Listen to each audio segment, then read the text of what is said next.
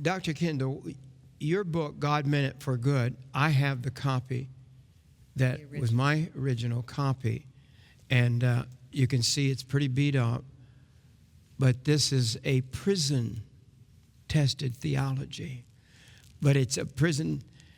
This book went through almost all the years of the prison, almost all the 7 prisons, maybe 6 of the 7 prisons that I was in. This book went with me. This book is the most amazing book. And you said somewhere, I don't know if it was in this book or one of your other books that I read it, that you were going through a hard time when you wrote this book, which I didn't realize at the time I'm reading it, that you yourself had gone through some terrible times.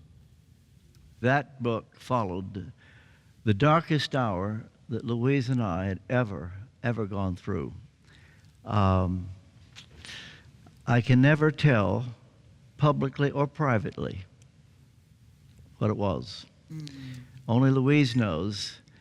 An old friend from Romania, his name is Joseph Zone. I think he now lives in Oregon, happened to be in London. And because I knew he wouldn't tell anybody, I decided to tell Joseph Zone what they did. It was the darkest hour Louise and I ever went through. The outlook was bleak. It was horrible. And I was angry. I was bitter. And I decided I'd tell Joseph, one person, what happened.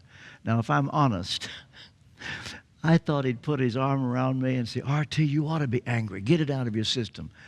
I think that's what I was hoping for. He looked at me and said, "Anything more?" I said, "No, that's it." I wasn't prepared for what followed. If I could narrow 25 years in London down to 15 minutes, they would turn out to be my finest hour when Joseph Zone looked at me and said, "RT, you must totally forgive them. Until you totally forgive them, you will be in chains. Release them, and you will be released."